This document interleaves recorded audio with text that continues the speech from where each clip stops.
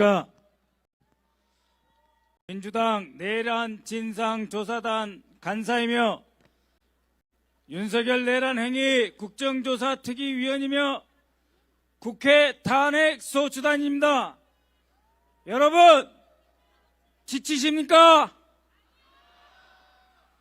여러분 지금 가장 두렵고 쫄고 있는 사람 누굽니까? 윤석열 별명이 쫄보 알고 계십니까? 너희가 뭔데 우리 대한민국을 무너뜨리고 있는가?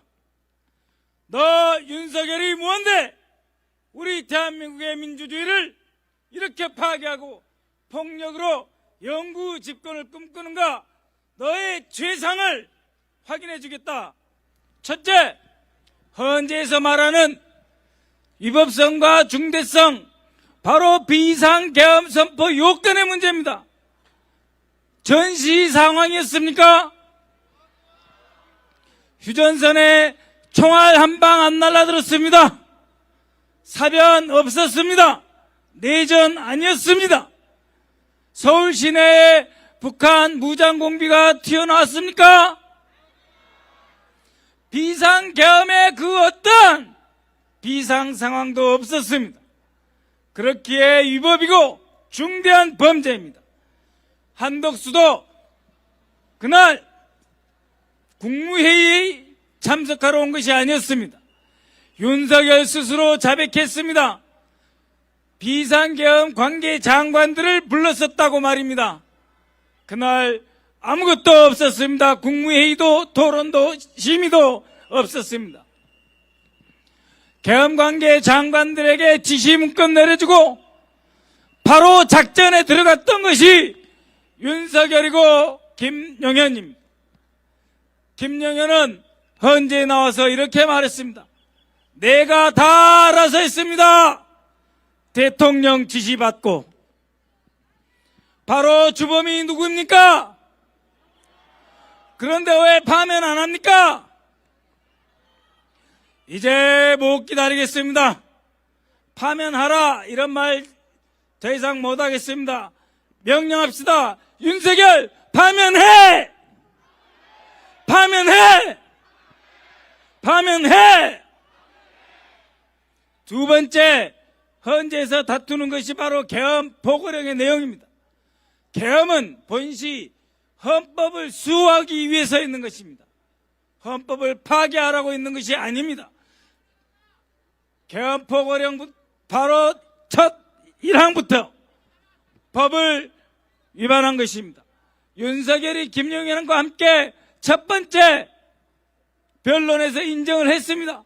아, 이것이 불법이다. 계엄법 위반이고 상위법 위반이다. 즉 헌법 위반이다. 그럴 수 있는 거 알고 했다. 거짓이죠. 위법이며 중대 범죄인 것입니다. 또한 헌재에서 다투는 국회 활동 과연 방해하려고 했는가? 당연히 했죠. 대한민국의 대표적인 특수부대 3개를 다 동원했습니다. 방첩사령부, 특전사령부, 그리고 수도방위사령부를 보냈습니다. 대한민국 최강 707 특임대를 보냈습니다. 150명 정교수 안찬 것 같으니 끌어내라. 누가 지시했습니까? 윤석열은 중대 범죄자입니다. 헌재에게 요구한다. 윤석열 파면해! 못 참겠다. 파면해! 국회 활동을 금지, 방해하려고 했습니다. 계엄 해제를 막으려 했을 뿐만 아니라 제2차 내란을 또 준비했었던 거 아닙니까? 이렇게 재범 가능성이 높고 풀려나오면 오로지 생각하는 건 무엇? 내란, 장기집권, 영구집권, 폭력, 군대 동원, 경제는 단 한 번도 생각한 적이 없는 이런 자가 다시 우리 대한민국에 바로 저 용산과 한남동에 와서 되겠습니까? 그렇습니다. 윤석열은 이미 파면의 대상을 넘어 처벌의 대상이고 영구 단죄의 대상이고 대한민국에서 영원히 격리되어야 할 대상입니다. 안 그렇습니까?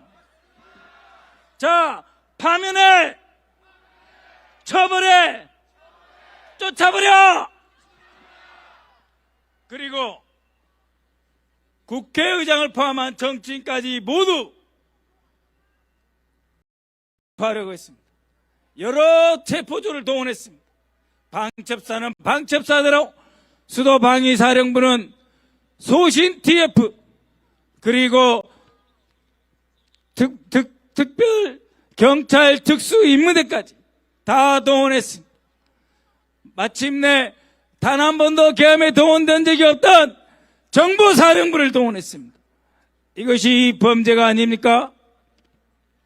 이것이 파면 사유가 아닙니까? 요구한다! 윤석열 파면해! 선관위를 뒤집어서 뭘 하려고?